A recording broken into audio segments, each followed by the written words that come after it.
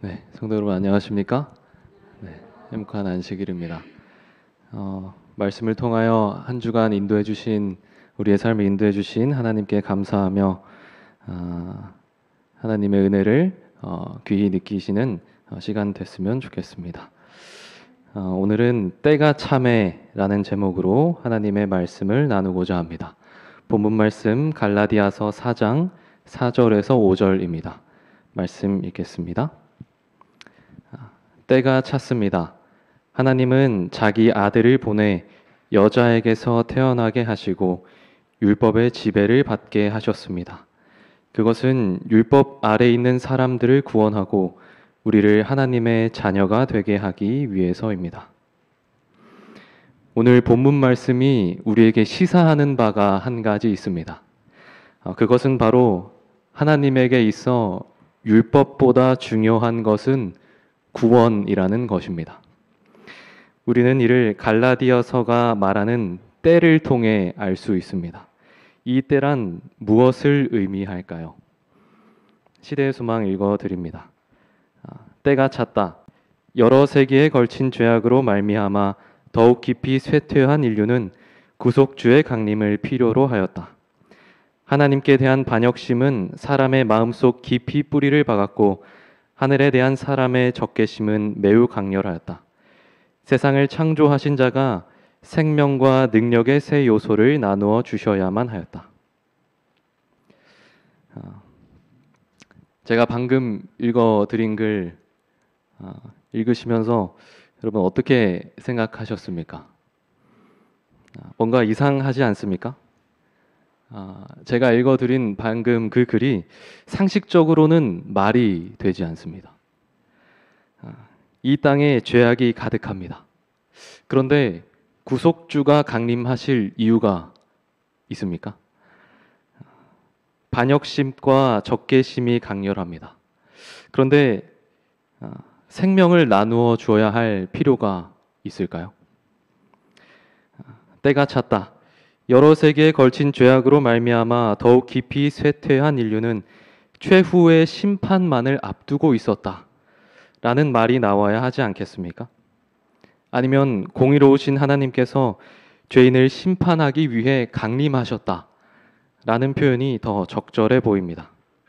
그런데 시대의 소망은 그러했기에 오히려 구속주의 강림, 곧 구원이 필요했다고 말하고 있습니다.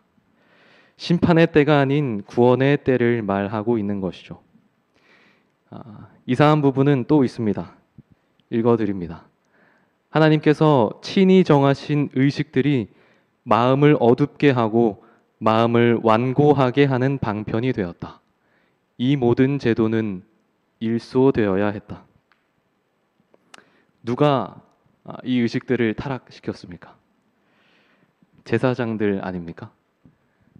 형식에만 몰두하여 정작 형식이 담고 있는 내용, 그것이 상징하는 바, 곧 예수 그리스도를 잃어버렸습니다. 제사장들 때문에 말이죠. 그렇다면 일소되어야 하는 것은 누구입니까? 제사장들입니다. 그것이 당연한 것이죠. 그런데 하나님께서는 제도를 없애시려 합니다. 제사장들에 의해 제도가 타락했는데 방금 읽어드린 글에서 그 책임이 누구한테 있는 것처럼 느껴지십니까? 하나님한테 책임이 있는 것처럼 보여요. 제사장들 때문인데 하나님이 모든 책임을 다 지시는 것이죠. 하나님께서는 왜 이리 인간을 옹호하시는 것일까요? 심판을 내리면 되는데 그것이 가장 깔끔한 방법인데 말입니다. 그게 우리가 아는 공의를 행하는 것이지 않습니까? 그런데 왜 죄인들에게 구원을 베푸시며 생명을 주시는지 참 이해가 되지 않습니다. 도대체 공의란 무엇일까요? 시대의 소망 74장 겟세마네의 일부분 읽어드립니다. 그분은 공의가 무엇을 의미하는지 아셨다. 지금까지 그리스도께서는 다른 사람의 중보자가 되셨다. 공이란 무엇입니까? 공이란 중보하는 것입니다. 중보는 누가 합니까? 슬퍼하고 아파하는 사람만이 할 수 있습니다. 그래서 주님께서는 겟세마네 동산에서 피땀 흘리며 기도하신 것이죠. 죄가 가져올 운명을 피할 도리가 없는 나약한 인간을 살리시기 위해 무릎을 꿇으셨습니다. 겟세마네에서 흘리신 주님의 눈물은 단 한 영혼이라도 구원하기 위한 처절한 외침이었습니다. 그러므로 누군가의 죄를 보며 슬퍼하고 아파하는 것, 어쩌면 그것이 공의의 출발이요 하나님을 닮아가는 길이라 할 수 있습니다. 노아의 시대 때 하나님께서 이 땅에 죄악이 가득함을 보셨습니다. 그리고 심판하셨죠. 그러나 하나님께서 심판하시기 전에 보이신 반응은 이러했습니다. 여호와께서 사람의 죄악이 관영함과 그 마음의 생각의 모든 계획이 항상 악할 뿐임을 보시고 땅 위에 사람 지으셨음을 한탄하사 마음에 근심하시고. 여기 근심하시고에 사용된 단어는 히브리어로 아차브라고 하는 단어입니다. 아차브는 몹시 슬퍼하다, 마음이나 가슴 아파하다 라는 뜻을 가지고 있습니다. 하나님께서 죄 짓는 인간을 보시며 마음 아파하셨다는 것이죠. 하나님에게 있어 심판은 가차 없이 내리는 것이 아니었습니다. 수없이 고뇌하고 한탄하며 내리신 선택이라는 것이죠. 그러므로 누군가를 심판하는 것도 슬퍼하고 아파하는 사람만이 할 수 있습니다. 성경은 이러한 하나님의 마음을 기록하고 있습니다. 한 구절 더 읽어드립니다. 광야에서 그들은 얼마나 자주 하나님을 거역하였던가. 그곳에서 그들은 얼마나 많이 하나님을 슬프게 하였던가. 성경을 보면 인간은 언제나 하나님께 반역하고 불순종합니다. 그러면 하나님께서 어떻게 하시나요? 인간을 돌이키시기 위해 온 힘을 다하십니다. 죄에 빠진 인간을 구원하는데 모든 관심을 쏟으시죠. 걱정하고 슬퍼하고 근심하시는 하나님의 마음이 드러납니다. 어찌 보면 성경은 하나님의 아픔을 기록한 책이라 할 수 있습니다. 그래서 우리가 성경을 읽을 때 하나님의 눈물과 슬픔을 보아야 하는 것이죠. 글자 그 자체보다 그것에 담겨진 하나님의 마음을 살피는 것입니다. 하나님의 마음을 알았던 사람들이 있습니다. 그들은 이스라엘의 심판과 구원의 복음을 전했던 눈물의 선지자들이었습니다. 하나님을 거역한 백성들에게 다시 돌아오라고 눈물로 호소한 사람들이었습니다.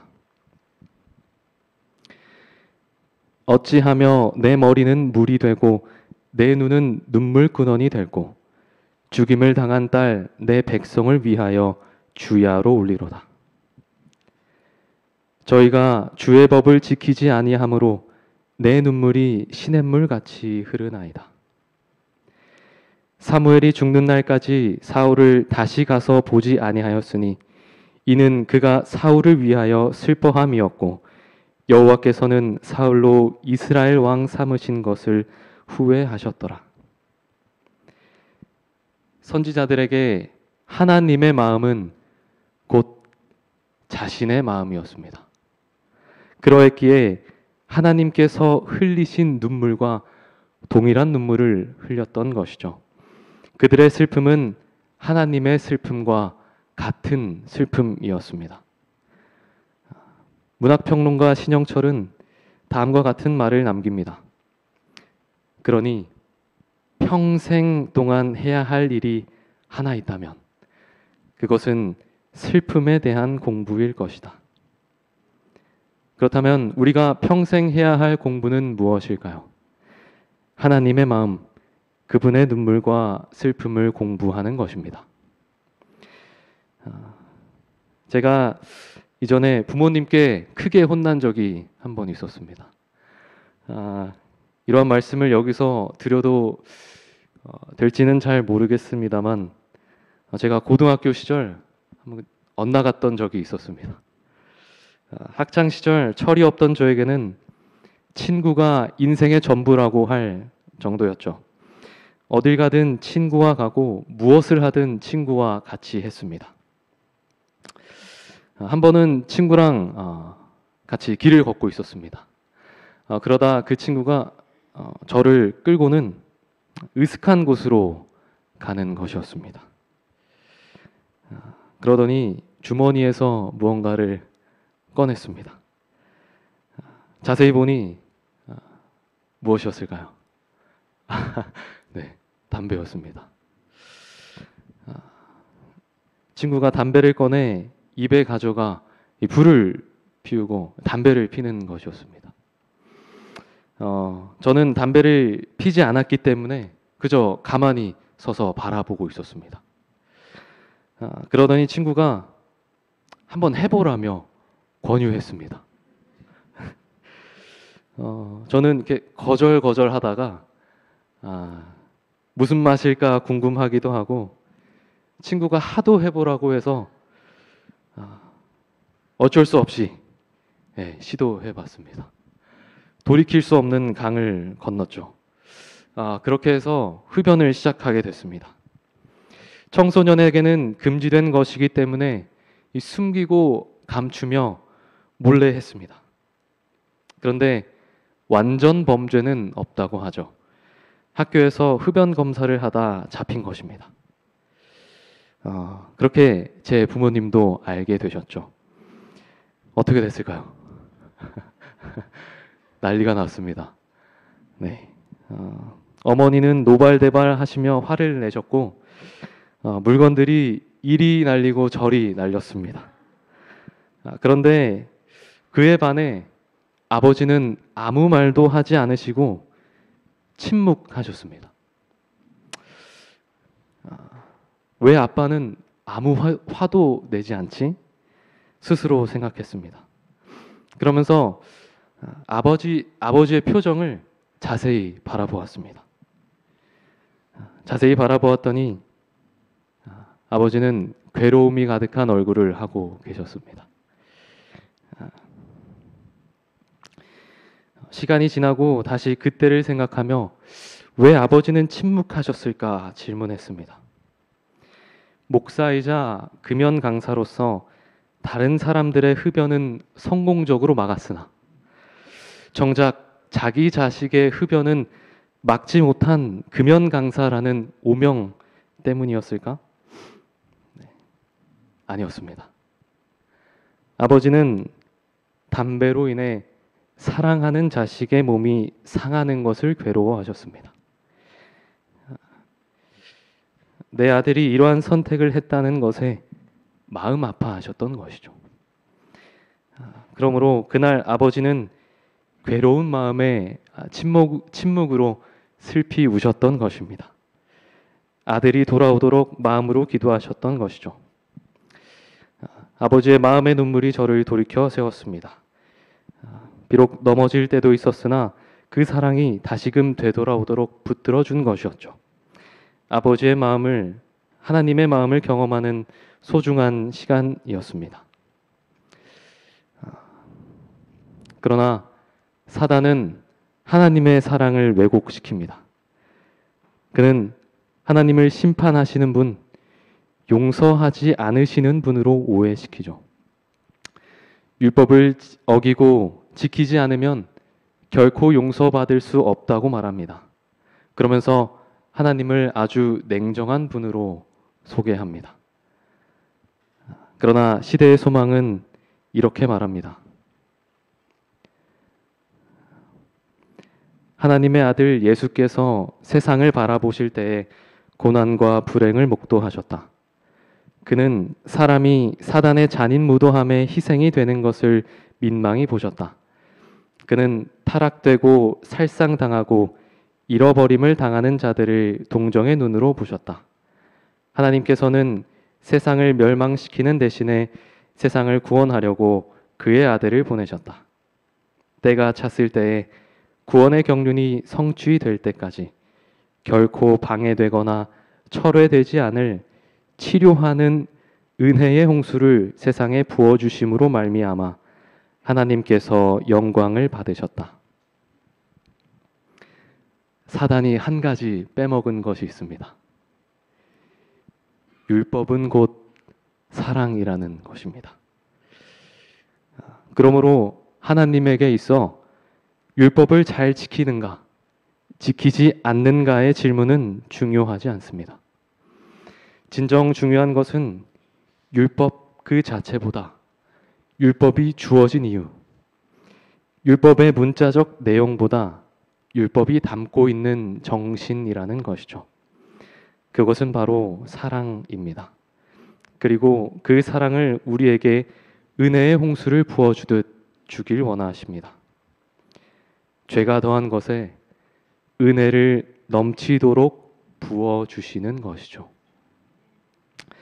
하나님은 사람을 그 무엇보다 소중하고 귀하게 여기신다는 말입니다.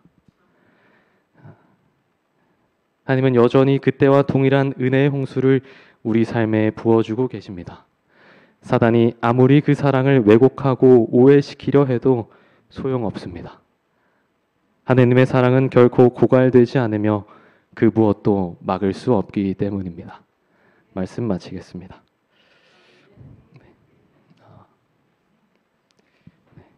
기도하겠습니다. 하늘에 계신 하나님 아버지, 우리를 그 무엇보다 소중하고 귀히 여기시는 그 하나님의 사랑을 오늘 우리에게 은혜의 홍수처럼 넘치듯이 부어주셔서 아버지의 사랑과 은혜로 우리의 마음이 기쁘고 행복하며 위로받고 회복될 수 있도록 주님 인도하여 주시옵소서.